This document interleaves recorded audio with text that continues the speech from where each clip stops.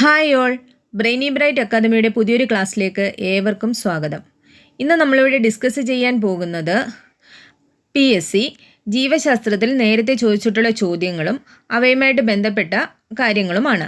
ഏകദേശം 100-ൽ പുറത്ത് connected facts ഇതിൽ ഉൾക്കൊള്ളിച്ചിട്ടുണ്ട്. ഇതിൽ നിന്നും ഷുവറായിട്ടും ക്വസ്റ്റ്യൻസ് കാണും. അപ്പം നമുക്ക് ക്ലാസ്സിലേക്ക് പോകാം. ആദ്യത്തെ ചോദ്യം, താഴെ പറയുന്നവയിൽ O രക്തഗ്രൂപ്പിനെ സംബന്ധിക്കുന്ന ശരിയായ വസ്തുത എന്ത്?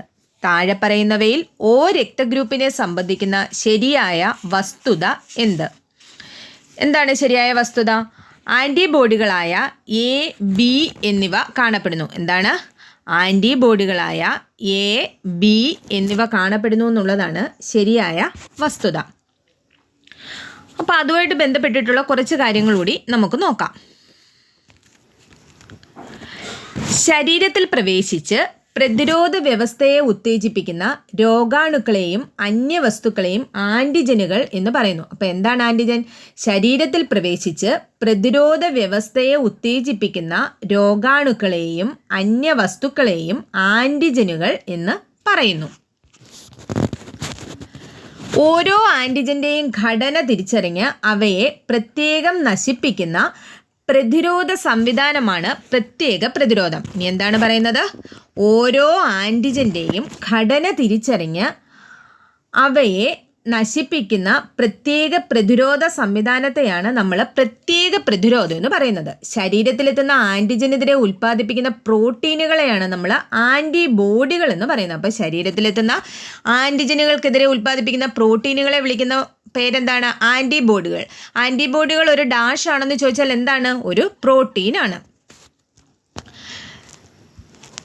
ചുവന്ന രക്താണുവിൻ്റെ ഉപരിതലത്തിലുള്ള A, B എന്നീ ആൻറ്റിജനുകളുടെ സാന്നിധ്യമാണ് രക്തഗ്രൂപ്പുകളെ നിർണ്ണയിക്കുന്നതിന് ആധാരം. അപ്പം രക്തഗ്രൂപ്പുകളെ നിർണ്ണയിക്കുന്നതിന് ആധാരം എന്തൊക്കെയാണ്? A, B എന്നീ ആൻറ്റിജനുകളുടെ സാന്നിധ്യമാണ്. ഇതിൻ്റെയൊക്കെയാണ് A, B എന്നീ ആൻറ്റിജനുകളുടെ സാന്നിധ്യമാണ് രക്തഗ്രൂപ്പുകളെ നിർണ്ണയിക്കുന്നതിന് ആധാരം. ഇത് എവിടെയാണ് കാണപ്പെടുന്നത്? ചുവന്ന രക്താണുവിലാണ്. അടുത്തത് നോക്കിക്കേ, രക്തഗ്രൂപ്പ് കണ്ടെത്തിയത് ആരാണ്? കാൾ ലാൻഡ്സ്റ്റൈനർ ആണ്. ആരാണ് രക്തഗ്രൂപ്പ് കണ്ടെത്തിയത്? കാൾ ലാൻഡ്സ്റ്റൈനർ. രക്തഗ്രൂപ്പ് കണ്ടെത്തിയത് ആരെന്നുള്ള സ്ഥിരം ചോദ്യമാണ്. ആരാണ്? കാൾ ലാൻഡ്സ്റ്റൈനർ. രക്തഗ്രൂപ്പ് പോസിറ്റീവാണോ നെഗറ്റീവാണോ എന്ന് നിശ്ചയിക്കുന്ന വസ്തു ഏതാണ്? രക്തഗ്രൂപ്പ് പോസിറ്റീവാണോ നെഗറ്റീവാണോ എന്ന് നിശ്ചയിക്കുന്ന വസ്തുവാണ് എന്ത്? RH factor. എന്താണ്? രക്തഗ്രൂപ്പ് പോസിറ്റീവാണോ നെഗറ്റീവാണോ എന്ന് നിശ്ചയിക്കുന്ന വസ്തുവാണ് RH ഫാക്ടർ. RH ഫാക്ടർ കണ്ടെത്തിയത് ആരാണ്? അതും കാൾ ലാൻഡ്സ്റ്റൈനർ തന്നെയാണ്. നമ്മുടെ രക്തഗ്രൂപ്പ് കണ്ടെത്തിയ കാൾ ലാൻഡ്സ്റ്റൈനർ തന്നെയാണ് എന്താണ്? RH ഫാക്ടർ കണ്ടെത്തിയതും. ഇനി എന്തിൽ നടത്തിയ പരീക്ഷണത്തിലാണ് RH ഫാക്ടർ കണ്ടെത്തിയെന്ന് ചോദിച്ചാലോ, റീസസ് കുരങ്ങുകളിൽ നടത്തിയ പരീക്ഷണത്തിലാണ്. എന്തിൽ നടത്തിയ പരീക്ഷണത്തിലാണ്? റീസസ് കുരങ്ങുകളിൽ നടത്തിയ പരീക്ഷണത്തിലാണ് RH ഫാക്ടർ കണ്ടെത്തിയത്. ഏറ്റവും കൂടുതലായി കാണപ്പെടുന്ന രക്തഗ്രൂപ്പാണ് ഏതാണ്? O പോസിറ്റീവ് ആണ്. ഏതാണ്? O പോസിറ്റീവ് ആണ്. ഏറ്റവും കൂടുതലായി കാണപ്പെടുന്ന രക്തഗ്രൂപ്പ് ഏതാണ്? O പോസിറ്റീവ് ആണ്. ഏറ്റവും കുറവായി കാണപ്പെടുന്നതാണെങ്കിലോ A, B നെഗറ്റീവ്. അപ്പോൾ പോസിറ്റീവ് ഗ്രൂപ്പ് O പോസിറ്റീവ് ഗ്രൂപ്പാണ് ഏറ്റവും കൂടുതലായി കാണപ്പെടുന്നത്. ഏറ്റവും കുറവായി കാണപ്പെടുന്ന രക്തഗ്രൂപ്പ് A, B നെഗറ്റീവ് ആണ്. ലോകത്തിൽ ഏറ്റവും അപൂർവമായ ആളുകളിൽ കാണപ്പെടുന്ന രക്തഗ്രൂപ്പ് ഏതെന്ന് ചോദിച്ചാൽ ഏതാണ് ഉത്തരം? ബോംബെ ഗ്രൂപ്പാണ്. ലോകത്തിൽ ഏറ്റവും അപൂർവമായ ആളുകളിൽ കാണപ്പെടുന്ന രക്തഗ്രൂപ്പാണ് ബോംബെ ഗ്രൂപ്പ്. RH ഫാക്ടർ ഉള്ള രക്തം ഏതാണെന്ന് ചോദിച്ചാൽ പോസിറ്റീവ് ഗ്രൂപ്പും RH ഫാക്ടർ ഇല്ലാത്ത രക്തം ഏതെന്ന് ചോദിച്ചാൽ നെഗറ്റീവ് ഗ്രൂപ്പുമാണ്. അപ്പോൾ RH ഫാക്ടർ ഉള്ള രക്തം ഏതെന്ന് ചോദിച്ചാൽ ഏതാണ്? പോസിറ്റീവ് ഗ്രൂപ്പാണ്. അപ്പോൾ ഉള്ളത് പോസിറ്റീവും ഇല്ലാത്തത് നെഗറ്റീവും. നമ്മൾ ഉള്ളതിനെയാണല്ലോ പോസിറ്റീവ് എന്ന് പറയുന്നത്, ഇല്ലാത്തത് നെഗറ്റീവും. അടുത്ത ചോദ്യം എന്താണ്? ആൻറ്റിജൻ ഇല്ലാത്ത ബ്ലഡ് ഗ്രൂപ്പ് ഏതെന്ന് ചോദിച്ചാൽ ഏതാണ്? O ഗ്രൂപ്പാണ്. ആൻറ്റിജൻ ഇല്ലാത്ത ബ്ലഡ് ഗ്രൂപ്പ് ഏതാണ്? O ഗ്രൂപ്പാണ് ആൻറ്റിജൻ ഇല്ലാത്ത ബ്ലഡ് ഗ്രൂപ്പ്. ഇനി ആൻറ്റിബോഡി ഇല്ലാത്ത ബ്ലഡ് ഗ്രൂപ്പ് ഏതാണെന്ന് ചോദിച്ചാലോ AB ഗ്രൂപ്പും. അപ്പം തിരിഞ്ഞു പോകരുത്. ആൻറ്റിജൻ ഇല്ലാത്ത ബ്ലഡ് ഗ്രൂപ്പ് O ഗ്രൂപ്പും ആൻറ്റിബോഡി ഇല്ലാത്ത ബ്ലഡ് ഗ്രൂപ്പ് ഏതാണ്? AB ഗ്രൂപ്പുമാണ്. അടുത്ത ചോദ്യം നോക്കാം. അതിന് മുമ്പ് നമ്മൾ ഈ പറഞ്ഞ ഇത്രയും കാര്യങ്ങൾ ഒന്നുകൂടി നമുക്കൊന്ന് ഓടിച്ചു നോക്കാം. എന്താണ്? താഴെ പറയുന്നവയിൽ O രക്തഗ്രൂപ്പിനെ സംബന്ധിക്കുന്ന ശരിയായ വസ്തുത ഏത്? എന്താണ് ശരിയായ വസ്തുത? ആൻറ്റിബോഡികളായ A, B എന്നിവ കാണപ്പെടുന്നു. ശരീരത്തിൽ പ്രവേശിച്ച് പ്രതിരോധ വ്യവസ്ഥയെ ഉത്തേജിപ്പിക്കുന്ന രോഗാണുക്കളെയും അന്യവസ്തുക്കളെയും ആന്റിജനുകൾ എന്ന് പറയുന്നു. ഓരോ ആന്റിജന്റെയും ഘടന തിരിച്ചറിഞ്ഞ് അവയെ പ്രത്യേകം നശിപ്പിക്കുന്ന പ്രതിരോധ സംവിധാനമാണ് പ്രത്യേക പ്രതിരോധം. ശരീരത്തിലെത്തുന്ന ആന്റിജനുകൾക്കെതിരെ ഉൽപ്പാദിപ്പിക്കുന്ന പ്രോട്ടീനുകളെയാണ് നമ്മൾ ആന്റിബോഡികൾ എന്ന് പറയുന്നത്. ചുവന്ന രക്താണുവിന്റെ ഉപരിതലത്തിലുള്ള AB എന്നീ ആന്റിജനുകളുടെ സാന്നിധ്യമാണ് രക്തഗ്രൂപ്പുകൾ ആക്കുന്നതിന് ആധാരം. രക്തഗ്രൂപ്പ് കണ്ടെത്തിയതാരെന്ന് ചോദിച്ചാൽ കാൾ ലാൻഡ്സ്റ്റെയ്നർ ആണ്. RH ഫാക്ടർ കണ്ടെത്തിയതും ആര് തന്നെയാണ്? കാൾ ലാൻഡ്സ്റ്റെയ്നറാണ്. രക്തഗ്രൂപ്പ് പോസിറ്റീവാണോ നെഗറ്റീവാണോ എന്ന് നിശ്ചയിക്കുന്ന വസ്തു ഏതെന്ന് ചോദിച്ചാലോ RH ഫാക്ടറാണ്. RH ഫാക്ടറാണ്. ഏറ്റവും കൂടുതലായി കാണപ്പെടുന്ന രക്തഗ്രൂപ്പ് ഏതെന്ന് ചോദിച്ചാൽ O പോസിറ്റീവും ഏറ്റവും കുറവായി കാണപ്പെടുന്നത് AB നെഗറ്റീവുമാണ്. ലോകത്തിൽ ഏറ്റവും അപൂർവമായ ആളുകളിൽ കാണപ്പെടുന്ന രക്തഗ്രൂപ്പ് ഏതാണ്? ബോംബെ ഗ്രൂപ്പാണ്. RH ഫാക്ടർ ഉള്ള രക്തം ഏതെന്ന് ചോദിച്ചാൽ പോസിറ്റീവ് രക്തമാണ്, അല്ലെങ്കിൽ പോസിറ്റീവ് ഗ്രൂപ്പാണ്. RH ഫാക്ടർ ഇല്ലാത്ത രക്തം ഏതാണ്? നെഗറ്റീവ് ഗ്രൂപ്പാണ്. ആന്റിജൻ ഇല്ലാത്ത ബ്ലഡ് ഗ്രൂപ്പ് Oയും ആന്റിബോഡി ഇല്ലാത്ത ബ്ലഡ് ഗ്രൂപ്പ് ABയും ആണ്.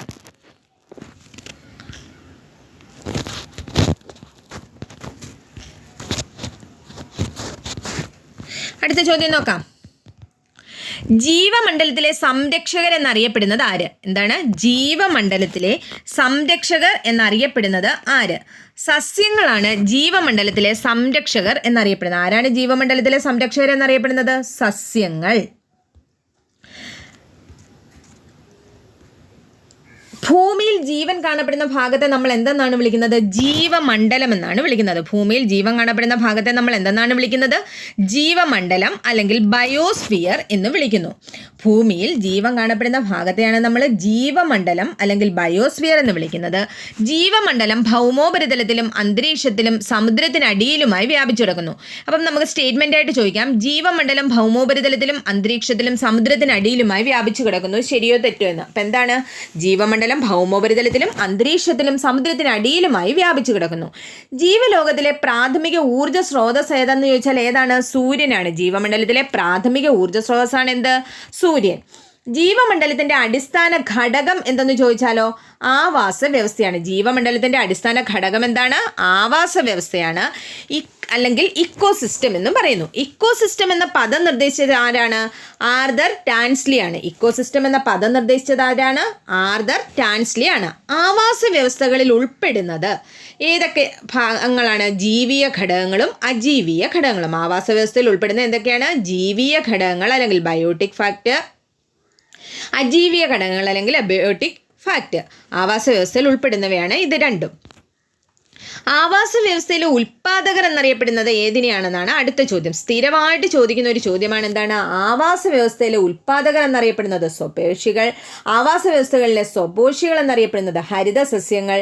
ആഹാര നിർമ്മിതിക്ക് സൗരോർജ്ജം ഉപയോഗിക്കുന്ന സ്വപോഷികൾ പ്രകാശപോഷികൾ. ഇതിൽ നിന്ന് ഏതെങ്കിലും ഒരു ചോദ്യം സ്ഥിരം കാണുന്നതാണ്. അപ്പം എന്താണ് ആവാസ വ്യവസ്ഥയിലെ ഉൽപ്പാദകർ എന്നറിയപ്പെടുന്നത്? സ്വപോഷികൾ. ആവാസ വ്യവസ്ഥകളിലെ സ്വപോഷികൾ എന്നറിയപ്പെടുന്നത് ഹരിത സസ്യങ്ങൾ. ആഹാര നിർമ്മിതിക്ക് സൗരോർജ്ജം ഉപയോഗിക്കുന്ന സ്വപോഷികളാണ് പ്രകാശപോഷികൾ. സ്വന്തമായി ആഹാരം നിർമ്മിക്കാൻ കഴിവില്ലാത്തതും ആഹാരത്തിനായി നേരിട്ടോ അല്ലാതെയോ മറ്റ് ജീവികളെ ആശ്രയിക്കുന്നതും സ്വപോഷികളെ ആശ്രയിക്കുന്നതുമായ ജീവികളെയാണ് നമ്മൾ എന്തെന്ന് പറയുന്നത്? പരപോഷികൾ എന്ന് പറയുന്നത്. എങ്ങനെയാണ്? സ്വന്തമായി ആഹാരം നിർമ്മിക്കാൻ കഴിവില്ലാത്തതോ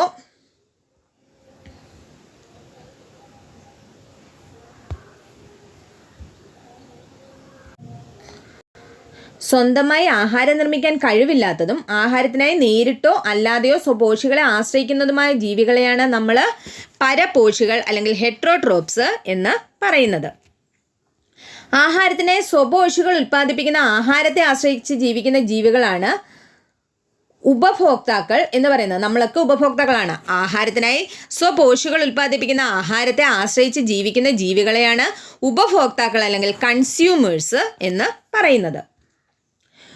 സ്വപോഷികളായ സസ്യങ്ങളെ നേരിട്ട് ഭക്ഷിക്കുന്ന ജീവികളാണ് സസ്യഭോജികൾ അല്ലെങ്കിൽ ഹെർബിവോറസ്. ഉദാഹരണം എന്താണ്? പശു, മാൻ ഇവയൊക്കെ എന്താണ്? സ്വപോഷികൾ അല്ലെങ്കിൽ സസ്യഭോജികൾ അല്ലെങ്കിൽ ഹെർബിവോറസ് ആണ്. അപ്പോൾ സ്വപോഷികളായ സസ്യങ്ങളെ നേരിട്ട് ഭക്ഷിക്കുന്ന ജീവികളാണ് സസ്യഭോജികൾ അല്ലെങ്കിൽ ഹെർബിവോറസ് എന്ന് പറയുന്നത്. ജന്തുക്കളെ ഭക്ഷിച്ച് ജീവിക്കുന്ന ജീവികളാണ് മാംസഭോജികൾ അല്ലെങ്കിൽ കാർണിവോറസ് എന്ന് പറയുന്നത്. ജന്തുക്കളെ ഭക്ഷിച്ച് ജീവിക്കുന്ന ജീവികളെ നമ്മൾ എന്താണ് പറയുന്നത്? കാർണിവോറസ് അല്ലെങ്കിൽ മാംസഭോജികൾ എന്ന് പറയുന്നത്. രാസോർജം ഉപയോഗിച്ച് ആഹാര നിർമ്മാണം നടത്തുന്നതാണ് രാസപോഷികൾ എന്ന് പറയുന്നത്. രാസോർജം ഉപയോഗിച്ച് ആഹാര നിർമ്മാണം നടത്തുന്നവ എന്താണ്? രാസപോഷികൾ അല്ലെങ്കിൽ കീമോട്രോപ്സ് ആണ്. രാസോർജം ഉപയോഗിച്ച് ആഹാര നിർമ്മാണം നടത്തുന്നത് രാസപോഷികൾ അല്ലെങ്കിൽ കീമോട്രോപ്സ് ആണ്. ഉദാഹരണം എന്താണ്? Sulphur oxidising bacteria. എന്താണ്? സൾഫർ ഓക്സിഡൈസിങ് ബാക്ടീരിയം ഒരു രാസപോഷിക്ക് ഉദാഹരണമാണ്. അപ്പം അത്രയും പോയിന്റ്സ് നമുക്കൊന്നുകൂടെ നോക്കാം. ജീവമണ്ഡലത്തിലെ സംരക്ഷകർ എന്നറിയപ്പെടുന്നത് എന്തിനെയാണ്? സസ്യങ്ങളെയാണ്. ഭൂമിയിൽ ജീവൻ കാണപ്പെടുന്ന ഭാഗത്തെയാണ് നമ്മൾ ജീവമണ്ഡലം അല്ലെങ്കിൽ ബയോസ്ഫിയർ എന്ന് പറയുന്നത്. ജീവമണ്ഡലം ഭൗമോപരിതലത്തിലും അന്തരീക്ഷത്തിലും സമുദ്രത്തിനടിയിലുമായി വ്യാപിച്ച് കിടക്കുന്നു. ജീവലോകത്തിന്റെ പ്രാഥമിക ഊർജ്ജ സ്രോതസ് ഏതെന്ന് ചോദിച്ചാലോ? സൂര്യൻ. ജീവമണ്ഡലത്തിന്റെ അടിസ്ഥാന ഘടകം ഏതെന്ന് ചോദിച്ചാൽ ആവാസ വ്യവസ്ഥ അല്ലെങ്കിൽ ഇക്കോസിസ്റ്റം. ഇക്കോസിസ്റ്റം എന്ന പദം നിർദ്ദേശിച്ചത് ആർതർ ടാൻസ്ലി ആണ്. ആവാസ വ്യവസ്ഥയിൽ ഉൾപ്പെടുന്നത് ജീവിയ ഘടകങ്ങൾ ബയോട്ടിക് ഫാക്ടേഴ്സ് അല്ലെങ്കിൽ അജീവീയ ഘടകങ്ങൾ അബയോട്ടിക് ഫാക്ടേഴ്സ്. ആവാസ വ്യവസ്ഥയിലെ ഉൽപാദകർ എന്നറിയപ്പെടുന്നത് സ്വപോഷികളെയാണ്. ആവാസ വ്യവസ്ഥയിലെ സ്വപോഷികൾ ഏതാണ്? ഹരിത സസ്യങ്ങളാണ്. ആഹാര നിർമ്മിതിക്ക് സൗരോർജ്ജം ഉപയോഗിക്കുന്ന സ്വപോഷികൾ ഏതാണ്? പ്രകാശപോഷികൾ അല്ലെങ്കിൽ ഫോട്ടോട്രോപ്സ് ആണ്. സ്വന്തമായി ആഹാരം നിർമ്മിക്കാൻ കഴിവില്ലാത്തതും ആഹാരത്തിനായി നേരിട്ടോ അല്ലാതെയോ സ്വപോഷികളെ ആശ്രയിക്കുന്നതുമായ ജീവികളാണ് പരപോഷികൾ അല്ലെങ്കിൽ ഹെറ്ററോട്രോപ്സ്. ആഹാരത്തിനായി സ്വപോഷികൾ ഉൽപ്പാദിപ്പിക്കുന്ന ആഹാരത്തെ ആശ്രയിക്കുന്ന ജീവികളോ ഉപഭോക്താക്കൾ അല്ലെങ്കിൽ കൺസ്യൂമേഴ്സ്. സ്വപോഷികളായ സസ്യങ്ങളെ നേരിട്ട് ഭക്ഷിക്കുന്ന ജീവികളെ നമ്മൾ സസ്യഭോജികൾ അല്ലെങ്കിൽ ഹെർബിവോറസ് എന്ന് പറയുന്നു. ജന്തുക്കളെ ഭക്ഷിച്ച് ജീവിക്കുന്ന ജീവികളെ നമ്മൾ കാർണിവോറസ് അല്ലെങ്കിൽ മാംസഭോജികൾ എന്ന് പറയുന്നു. രാസോർജ്ജം ഉപയോഗിച്ച് ആഹാര നിർമ്മാണം നടത്തുന്നതിനെ രാസപോഷികൾ അല്ലെങ്കിൽ കീമോട്രോപ്സ് എന്ന് പറയുന്നു. അടുത്ത ക്വസ്റ്റ്യൻ നോക്കാം. ഹെപ്പറ്റൈറ്റിസിനെ സംബന്ധിക്കുന്ന തെറ്റായ പ്രസ്താവന ഏതെന്നാണ് ചോദ്യം. അപ്പം 4 പ്രസ്താവന തന്നിട്ടുണ്ട്. ഒരു കരൾ സംബന്ധ രോഗമാണ്. ഫൈലേറിയൻ വിരകളാണ് ഇതിന് കാരണം. മലിനജലത്തിലൂടെ വ്യാപിക്കുന്നു. രക്തത്തിലെ ബിലിറൂബിൻ്റെ അളവ് കൂട്ടുന്നു. അപ്പം ഇതിൽ ഏതാണ് ശരിയായിട്ടുള്ള പ്രസ്താവന? ഫൈലേറിയൻ വിരകളാണ് ഇതിന് കാരണം. ഏതാണ്? ഫൈലേറിയൻ വിരകളാണ് ഇതിന് കാരണം. അപ്പോൾ അതുമായിട്ടുള്ള കണക്റ്റഡ് ഫാക്ട്സ് നോക്കാം നമുക്ക്.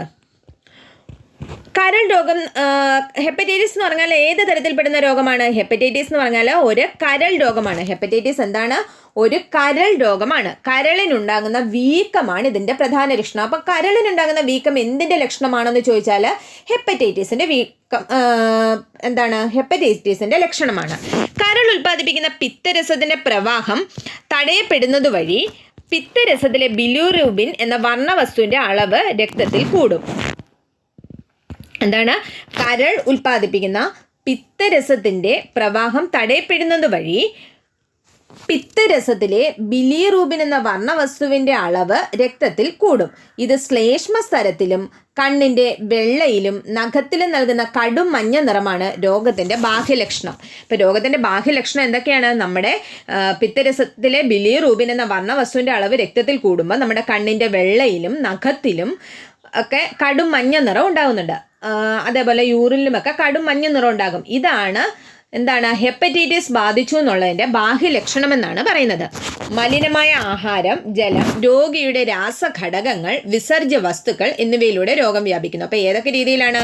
മലിനമായ ആഹാരം, ജലം, രോഗിയുടെ രക്തഘടകങ്ങൾ, വിസർജ്യ വസ്തുക്കൾ എന്നിവയിലൂടെ ഹെപ്പറ്റൈറ്റിസ് രോഗം ബാധിക്കുന്നുണ്ട്. ഇത് നമുക്ക് സ്റ്റേറ്റ്മെൻ്റ് ആയിട്ട് ചോദിക്കാം. എന്താണ്? മലിനമായ ആഹാരം, ജലം, രോഗിയുടെ രക്തഘടകങ്ങൾ, വിസർജ്യ വസ്തുക്കൾ എന്നിവയിലൂടെ രോഗം വ്യാപിപ്പിക്കുന്നു. HIV പകരുന്ന അതേ സാഹചര്യങ്ങളിലൂടെ ചിലയിനം ഹെപ്പറ്റൈറ്റിസ് രോഗങ്ങളും പകരും. HIV പകരുന്ന അതേ സാഹചര്യങ്ങളിലൂടെ ചിലയിനം ഹെപ്പറ്റൈറ്റിസ് രോഗങ്ങളും പകരും എന്നാണ് പറയുന്നത്. അപ്പോൾ ഒന്നുകൂടി നോക്കാം. ഒരു കരൾ രോഗമാണ് ഹെപ്പറ്റൈറ്റിസ്. കരളിനുണ്ടാകുന്ന വീക്കമാണ് ഇതിൻ്റെ പ്രധാന ലക്ഷണം. കരൾ ഉൽപ്പാദിപ്പിക്കുന്ന പിത്തരസത്തിൻ്റെ പ്രവാഹം തടയുന്നതിന് വേണ്ടി പിത്തരസത്തിലെ ബിലിറൂബിൻ എന്ന വർണ്ണവസ്തുവിൻ്റെ അളവ് രക്തത്തിൽ കൂടും. ഇത് ശ്ലേഷ്മസ്തരത്തിലും കണ്ണിൻ്റെ വെള്ളയിലും നഖത്തിലും നൽകുന്ന കടും മഞ്ഞ നിറമാണ് രോഗത്തിൻ്റെ ബാഹ്യലക്ഷണം. മലിനമായ ആഹാരം, ജലം, രോഗിയുടെ രക്തഘടകങ്ങൾ, വിസർജ്യ വസ്തുക്കൾ എന്നിവയിലൂടെ രോഗം വ്യാപിക്കുന്നു. HIV പകരുന്ന അതേ സാഹചര്യങ്ങളിലൂടെ ചിലയിനം ഹെപ്പറ്റൈറ്റിസ് രോഗങ്ങളും പകരുന്നു. ഇനി അടുത്ത ചോദ്യം നോക്കാം. DNA-യിൽ ജീനിന്റെ സ്ഥാനം കണ്ടെത്താൻ സഹായിക്കുന്ന സാങ്കേതിക വിദ്യ ഏതെന്നാണ് അടുത്ത ചോദ്യം. ഏതാണ്? Gene editing, gene therapy, DNA finger printing, gene mapping. ഇതിൽ ജീൻ മാപ്പിംഗ് ആണ് DNA-യിൽ ജീനിന്റെ സ്ഥാനം കണ്ടെത്താൻ സഹായിക്കുന്ന സാങ്കേതിക വിദ്യ. നമുക്ക് അതിന്റെ കണക്റ്റഡ് ഫാക്ട്സ് നോക്കാം. ജീൻ മാപ്പിംഗ് ഒരു പ്രത്യേക സ്വഭാവത്തിന് കാരണമായ ജീനിന്റെ സ്ഥാനം DNA-യിൽ എവിടെയാണെന്ന് കൃത്യമായി കണ്ടെത്തുന്ന സാങ്കേതിക വിദ്യയാണ് ജീൻ മാപ്പിംഗ്. എന്താണ്? ഒരു പ്രത്യേക സ്വഭാവത്തിന് കാരണമായ ജീനിന്റെ സ്ഥാനം DNA-യിൽ എവിടെയാണെന്ന് കൃത്യമായി കണ്ടെത്തുന്ന സാങ്കേതിക വിദ്യയാണ് നമ്മൾ ജീൻ മാപ്പിംഗ് എന്ന് പറയുന്നത്. ജനിതക എഞ്ചിനീയറിംഗിന്റെ ഏറ്റവും ആധുനിക തലമാണ് ജനിതക എഡിറ്റിംഗ് അല്ലെങ്കിൽ ജീൻ എഡിറ്റിംഗ് എന്ന് പറയുന്നത്. എന്താണ്? ജനിതക എഞ്ചിനീയറിംഗിന്റെ ഏറ്റവും ആധുനികമായ തലത്തെയാണ് നമ്മൾ ജനിതക എഡിറ്റിംഗ് അല്ലെങ്കിൽ ജീൻ എഡിറ്റിംഗ് എന്ന് പറയുന്നത്. ജനിതക എഡിറ്റിങ്ങിനായി ഉപയോഗിക്കുന്ന ഏറ്റവും കാര്യക്ഷമമായ ജനിതക കത്രിക ഏതെന്ന് ചോദിച്ചാൽ ഏതാണ്? CRISPR-Cas9 ആണ്. ഇതിൽ Cas9 എന്ന എൻസൈമും ഒരു ഗൈഡഡ് RNAയും അടങ്ങിയിരിക്കുന്നു. അപ്പോൾ എന്താണ്? CRISPR-Cas9 ആണ് നമ്മൾ ജനിതക എഡിറ്റിങ്ങിനായിട്ട് ഉപയോഗിക്കുന്ന ഏറ്റവും കാര്യക്ഷമമായ ജനിതക കത്രിക എന്ന് പറയുന്നത്. ഇതിൽ Cas9 എന്ന എൻസൈമാണ്. Cas9 എന്താണ്? അതിലൊരു എൻസൈമാണ് Cas9 എന്ന് പറയുന്നത്. അതും ഒരു ഗൈഡഡ് RNAയും അടങ്ങിയിരിക്കുന്നു അല്ലെങ്കിൽ gRNAയും അടങ്ങിയിരിക്കുന്നു. രോഗത്തിന് കാരണമായ ജീനുകളെ മാറ്റി പകരം പ്രവർത്തനക്ഷമമായ ജീനുകൾ ഉൾപ്പെടുത്തുന്ന ചികിത്സാ രീതിയാണ് എന്ത്? ജനിതക എഡിറ്റിംഗ് എന്ന് പറയുന്നത്. അല്ലെങ്കിൽ ജീൻ തെറാപ്പി അല്ലെങ്കിൽ ജീൻ ചികിത്സ എന്ന് പറയുന്നത്. അപ്പോൾ എന്താണ്? രോഗത്തിന് കാരണമായ ജീനുകളെ മാറ്റി പകരം പ്രവർത്തനക്ഷമമായ ജീനുകൾ ഉൾപ്പെടുത്തുന്ന ചികിത്സാ രീതിയെ നമ്മൾ ജീൻ ചികിത്സ അല്ലെങ്കിൽ ജീൻ തെറാപ്പി എന്ന് പറയുന്നു. ന്യൂക്ലിയോടൈഡുകളുടെ ക്രമീകരണം പരിശോധിക്കുന്ന സാങ്കേതിക വിദ്യയാണ് DNA പ്രൊഫൈലിംഗ് എന്ന് പറയുന്നത്. എന്താണ്? ന്യൂക്ലിയോടൈഡുകളുടെ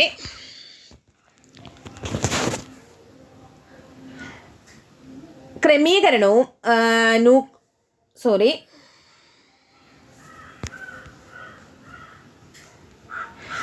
ന്യൂക്ലിയോടൈഡുകളുടെ ക്രമീകരണവും പരിശോധിക്കുന്ന സാങ്കേതിക വിദ്യയെ നമ്മൾക്ക് DNA പ്രൊഫൈലിംഗ് എന്ന് പറയാം. എന്താണ് പറയുന്നത്? DNA പ്രൊഫൈലിംഗ് എന്ന് പറയാം.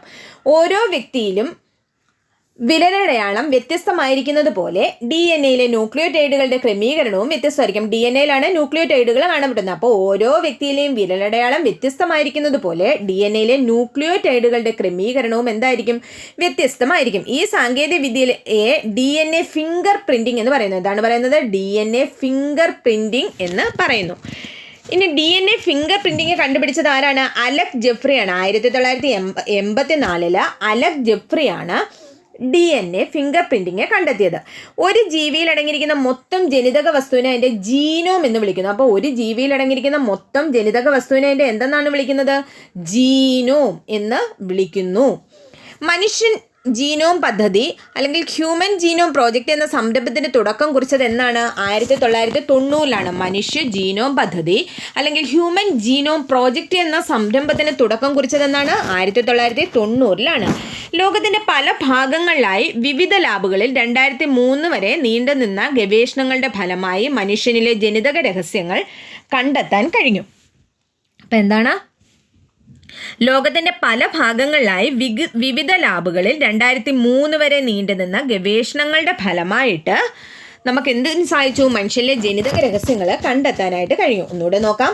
ജീൻ മാപ്പിംഗ് ഒരു പ്രത്യേക സ്വഭാവത്തിന് കാരണമായ ജീനിൻ്റെ സ്ഥാനം DNA-യിൽ എവിടെയാണെന്ന് കൃത്യമായി കണ്ടെത്തുന്നതിനെ നമ്മൾ ജീൻ മാപ്പിംഗ് എന്ന് പറയുന്നു. ജനിതക എഞ്ചിനീയറിംഗിൻ്റെ ഏറ്റവും ആധുനികമായ തലമാണ് ജനിതക എഡിറ്റിംഗ് അല്ലെങ്കിൽ ജീൻ എഡിറ്റിംഗ്. ജനിതക എഡിറ്റിങ്ങിനായി ഉപയോഗിക്കുന്ന ഏറ്റവും കാര്യക്ഷമമായ ജനിതക കത്രികയാണ് CRISPR-Cas9. CRISPR-Cas9-ൽ Cas9 എന്നത് എന്താണ്? ഒരു എൻസൈമാണ്. അതുകൂടാതെ ഒരു gRNAയും ഉണ്ടായിരിക്കും. രോഗത്തിന് കാരണമായ ജീനുകളെ മാറ്റി പകരം പ്രവർത്തനക്ഷമമായ ജീനുകൾ ഉൾപ്പെടുത്തുന്ന ചികിത്സാ രീതിയെ നമ്മൾ ജീൻ തെറാപ്പി അല്ലെങ്കിൽ ജീൻ ചികിത്സ എന്ന് പറയുന്നു. ന്യൂക്ലിയോടൈഡുകളുടെ ക്രമീകരണവും പരിശോധിക്കുന്ന സാങ്കേതിക വിദ്യയാണ് DNA പ്രൊഫൈലിംഗ് എന്ന് പറയുന്നത്. ഓരോ വ്യക്തിയിലെയും വിരലടയാളം വ്യത്യസ്തമായിരിക്കുന്ന പോലെ DNA-യിലെ ന്യൂക്ലിയോടൈഡുകളുടെ ക്രമീകരണവും വ്യത്യസ്തമായിരിക്കും. ഈ സാങ്കേതികവിദ്യ നമ്മൾ എന്തെന്നാണ് പറയുന്നത്? DNA ഫിംഗർ പ്രിന്റിംഗ് എന്നാണ് പറയുന്നത്. DNA ഫിംഗർ പ്രിന്റിംഗ് കണ്ടുപിടിച്ചത് 1984 അലക് ജെഫ്രിയാണ്. ഒരു ജീവിയിൽ അടങ്ങിയിട്ടുള്ള മൊത്തം ജനിതക വസ്തുവിനെ അതിൻ്റെ ജീനോം എന്ന് വിളിക്കുന്നു. മനുഷ്യ ജീനോം പദ്ധതി എന്ന സംരംഭത്തിന് തുടക്കം കുറിച്ചത് 1990-ലാണ്. ലോകത്തിൻ്റെ പല ഭാഗങ്ങളിലായിട്ട് 2003 വരെ നീണ്ടു നിന്ന പരീക്ഷണങ്ങളുടെ അടിസ്ഥാനത്തിൽ മനുഷ്യരിലെ ജനിതക രഹസ്യങ്ങൾ കണ്ടെത്താൻ കഴിഞ്ഞിട്ടുണ്ട്. അടുത്ത ചോദ്യം നോക്കാം. താഴെ പറയുന്നവയിൽ ജീവിതശൈലി രോഗമല്ലാത്തത് ഏതെന്നാണ് ചോദ്യം. ജീവിതശൈലി രോഗമല്ലാത്തത് ഏതൊക്കെ തന്നിട്ടുണ്ട്? തൊണ്ടമുള്ള, ഫാറ്റി ലിവർ, ഹൃദയാഘാതം, അമിത രക്തസമ്മർദ്ദം. എന്താണ് ഇതിൽ ജീവിതശൈലി രോഗമല്ലാത്തത്? തൊണ്ടമുള്ളാണ്. ബാക്കിയെല്ലാം നമ്മുടെ ആഹാരത്തിൻ്റെയും മറ്റ് വ്യായാമത്തിൻ്റെ ഒക്കെ അടിസ്ഥാനത്തിൽ വരുന്ന രോഗങ്ങളാണ്. ഇതിൽ തൊണ്ടമുള്ള മാത്രമേ ഉള്ളൂ ജീവിതശൈലി രോഗം അല്ലാത്തത്. നോക്കിക്കേ, അനാരോഗ്യകരമായ ജീവിതശൈലി രീതികൾ മൂലമുണ്ടാകുന്ന രോഗങ്ങളെ ജീവിതശൈലി രോഗങ്ങൾ എന്ന് പറയുന്നു. അപ്പം എന്താണ്? അനാരോഗ്യകരമായ ജീവിതശൈലി രീതികൾ മൂലമുണ്ടാകുന്ന രോഗങ്ങളെയാണ് നമ്മൾ ജീവിതശൈലി രോഗങ്ങൾ എന്ന് പറയുന്നത്. ജീവിതശൈലി രോഗനിയന്ത്രണ പദ്ധതി ഇന്ത്യയിൽ ആരംഭിച്ചത് എന്നാണ്? 2005-ലാണ്. ഏത് വർഷമാണ് ജീവിതശൈലി രോഗനിയന്ത്രണ പദ്ധതി ഇന്ത്യയിൽ ആരംഭിച്ചത്? 2005 ആണ്. ജീവിതശൈലി രോഗങ്ങൾക്ക് കാരണം എന്തൊക്കെയെന്ന് ചോദിച്ചാൽ എന്തൊക്കെയാണ്? വ്യായാമക്കുറവ്, മാനസിക സമ്മർദ്ദം, മദ്യപാനം, പുകവലി, മയക്കുമരുന്നിൻ്റെ ദുരുപയോഗം തുടങ്ങിയ മോശമായ ശീലങ്ങളാണ്. ഇതൊക്കെയാണ് വ്യായാമക്കുറവ്, മാനസിക സമ്മർദ്ദം അല്ലെങ്കിൽ ടെൻഷൻ, മദ്യപാനം, പുകവലി, മയക്കുമരുന്നിൻ്റെ ദുരുപയോഗം. ഇതൊക്കെ നമ്മളെ ജീവിതശൈലി രോഗങ്ങളിലേക്ക് നയിക്കുന്നു. ജീവിതശൈലി രോഗങ്ങൾക്ക് ഉദാഹരണം ഏതൊക്കെയെന്ന് ചോദിച്ചാൽ ഏതൊക്കെയാണ്?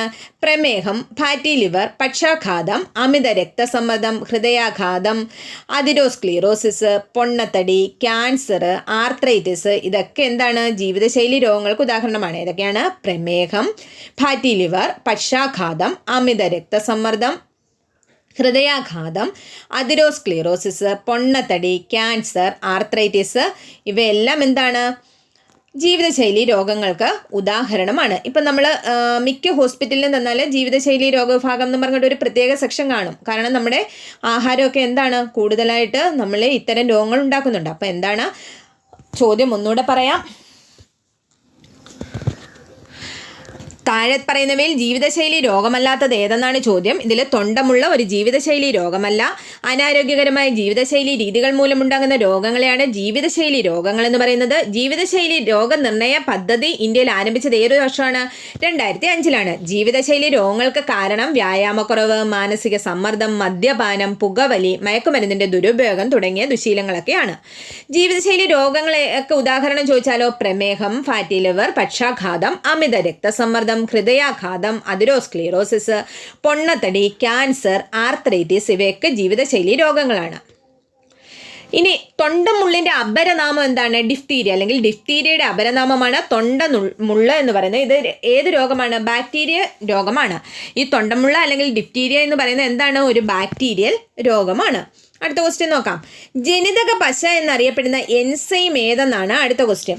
ജനിതക പശ എന്നറിയപ്പെടുന്ന എൻസൈം ഏതാണ്? ലിഗേസ് ആണ്. ജനിതക പശ എന്നറിയപ്പെടുന്ന എൻസൈം ഏതാണ്? ലിഗേസ് ആണ് ജനിതക പശ എന്നറിയപ്പെടുന്ന എൻസൈം. അപ്പോൾ ലിഗേസ് ഒരു എൻസൈം ആണ്. അതിനെ ജനിതക പശ എന്നും അറിയപ്പെടുന്നു.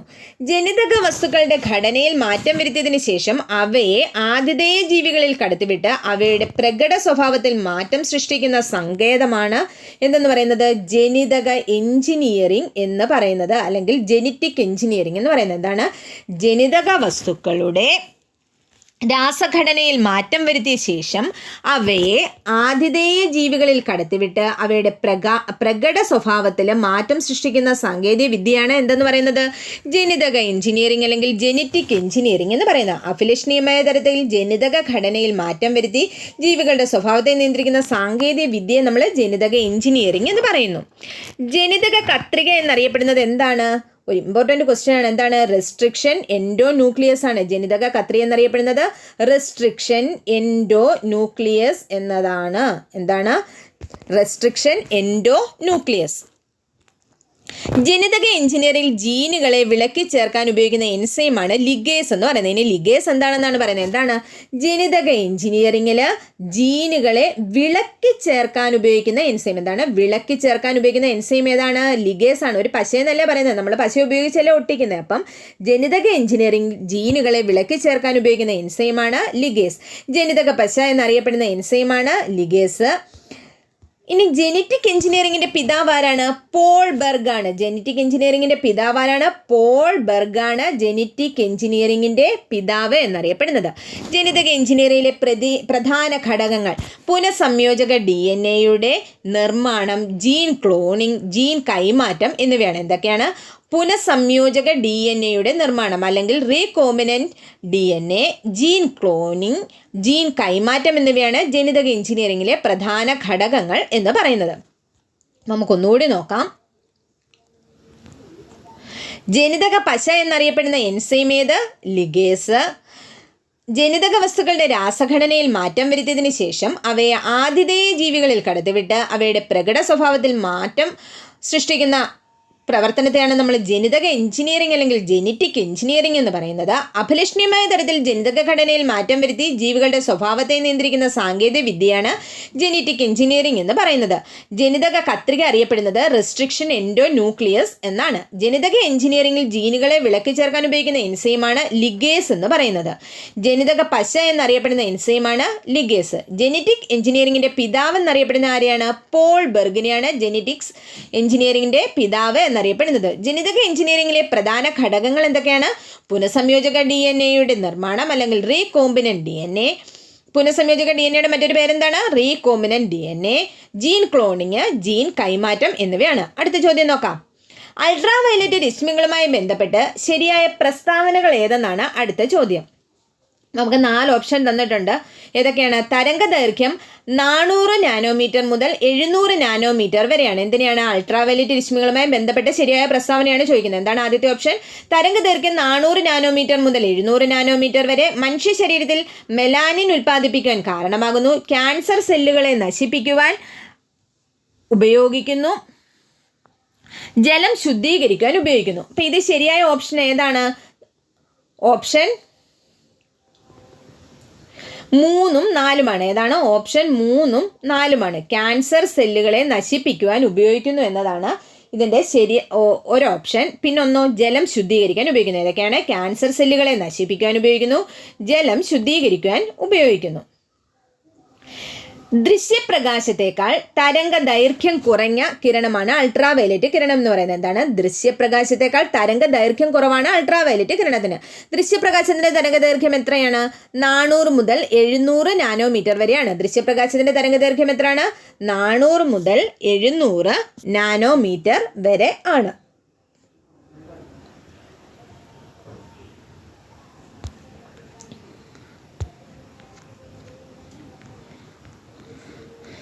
ഇവിടെ നമുക്ക് ഓപ്ഷനിൽ തന്നിരിക്കുന്ന ഒരു ചോദ്യം എന്താണ്? അൾട്രാവയലറ്റ് രശ്മികളുടെ തരംഗദൈർഘ്യം 400 നാനോമീറ്റർ മുതൽ 700 നാനോമീറ്റർ വരെയാണെന്നാണ്. ആണോ? അല്ല. എന്തിൻ്റെയാണ്?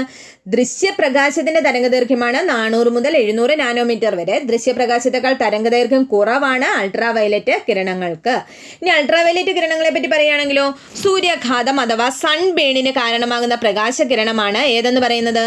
അൾട്രാവയലറ്റ് അല്ലെങ്കിൽ UV കിരണങ്ങൾ. കള്ളനോട്ട് തിരിച്ചറിയാൻ വേണ്ടി ഉപയോഗിക്കുന്നു. കള്ളനോട്ട് തിരിച്ചറിയാൻ സഹായിക്കുന്നത് ഏതാണ്? UV കിരണങ്ങളാണ്. നെയ്യിലെ മായം തിരിച്ചറിയാൻ UV കിരണങ്ങളെ സഹായിക്കുന്നുണ്ട്, അല്ലെങ്കിൽ അൾട്രാവയലറ്റ് കിരണങ്ങളെ സഹായിക്കുന്നുണ്ട്. ശസ്ത്രക്രിയാ ഉപകരണങ്ങൾ അണുവിമുക്തമാക്കാൻ ഉപയോഗിക്കുന്ന പ്രകാശകിരണവും ഏതാണ്? അൾട്രാവയലറ്റ് കിരണങ്ങളാണ്. ട്യൂബ്ലൈറ്റിനുള്ളിലെ പ്രകാശകിരണങ്ങൾ അൾട്രാവയലറ്റ് കിരണങ്ങളാണ്. ശരീരത്തിൽ വിറ്റാമിൻ D ഉൽപ്പാദിപ്പിക്കുന്ന പ്രകാശകിരണമാണ് ഏതെന്ന് പറയുന്നത്? അൾട്രാവയലറ്റ്. ഇവിടെ നമുക്ക് ഓപ്ഷൻ തന്നെ എന്തായിരുന്നു? മനുഷ്യ ശരീരത്തിൽ മെലാനിൻ ഉൽപ്പാദിപ്പിക്കുന്നതിന് കാരണമാകുന്നു. ആണോ? അല്ല. മനുഷ്യ ശരീരത്തിൽ എന്താണ്? വൈറ്റമിൻ D ഉൽപ്പാദിപ്പിക്കുന്നതിന് സഹായിക്കുന്ന പ്രകാശകിരണമാണ് അൾട്രാവയലറ്റ് കിരണം. ജലത്തിലുള്ള സൂക്ഷ്മജീവികളെ നശിപ്പിക്കുന്നതിന് ഉപയോഗിക്കുന്ന കിരണമാണ്. സൂര്യനിൽ നിന്നുള്ള അൾട്രാവയലറ്റ് കിരണങ്ങളെ ആഗിരണം ചെയ്യുന്ന അന്തരീക്ഷത്തിലെ പാളി ഏതാണ്? ഓസോൺ പാളിയാണ്. ഏതാണ്? ഓസോൺ പാളിയാണ് അന്തരീക്ഷത്തിലുള്ള അൾട്രാവയലറ്റ് കിരണങ്ങളെ ആഗിരണം ചെയ്യുന്നത്. അപ്പോൾ ഒന്നുകൂടി നോക്കാം നമുക്ക്. എന്താണ്? ദൃശ്യപ്രകാശത്തെക്കാൾ തരംഗദൈർഘ്യം കുറഞ്ഞ കിരണമാണ് അൾട്രാവയലറ്റ് കിരണം. ദൃശ്യപ്രകാശത്തിന്റെ തരംഗദൈർഘ്യം എത്രയാണ്? 400 മുതൽ 700 നാനോമീറ്റർ വരെയാണ്. സൂര്യാഘാതം അഥവാ സൺബേണിന് കാരണമാകുന്ന പ്രകാശകിരണമാണ്. കള്ളനോട്ട് തിരിച്ചറിയാൻ വേണ്ടി ഉപയോഗിക്കുന്ന പ്രകാശകിരണമാണ്. നെയ്യിലെ മായം തിരിച്ചറിയാൻ അൾട്രാവയലറ്റ് കിരണങ്ങൾ ഉപയോഗിക്കുന്നു. ശസ്ത്രക്രിയാ ഉപകരണങ്ങൾ അണുവിമുക്തമാക്കുന്നതിന് ഉപയോഗിക്കുന്നു. ട്യൂബ് ലൈറ്റിനുള്ളിലെ പ്രകാശകിരണങ്ങൾ ഏതാണെന്ന് ചോദിച്ചാൽ അൾട്രാവയലറ്റ് കിരണങ്ങളാണ്. ശരീരത്തിൽ വിറ്റാമിൻ D ഉൽപ്പാദിപ്പിക്കുന്ന പ്രകാശകിരണമാണ്. ജലത്തിലുള്ള സൂക്ഷ്മജീവികളെ നശിപ്പിക്കുന്നതിന് ഉപയോഗിക്കുന്ന കിരണവും ആണ്. ഇനി സൂര്യനിൽ നിന്നുള്ള അൾട്രാവയലറ്റ് കിരണങ്ങളെ ആഗിരണം ചെയ്യുന്ന അന്തരീക്ഷ വായുവിലെ പാളി ഏതാണെന്ന് ചോദിച്ചാൽ ഏതാണ്? ഓസോൺ പാളിയാണ്. അപ്പോൾ ഇന്നത്തെ ക്ലാസ് നിങ്ങൾക്കെല്ലാം പ്രയോജനമായെന്ന് കരുതുന്നു. തുടർന്നുള്ള ക്ലാസ്സുകളും കാണണം. നമ്മുടെ ഡിസ്ക്രിപ്ഷനിൽ എന്താണ് ഇതുവരെ ഉള്ള ക്ലാസ്സുകളുടെ എല്ലാ ലിങ്കുകൾ അടുപ്പുണ്ട്. അതെല്ലാം കയറി നിങ്ങൾക്ക് കാണണം. അത് വളരെ പ്രയോജനപ്രദമാവും. അപ്പോൾ ഓക്കെ, താങ്ക് യു.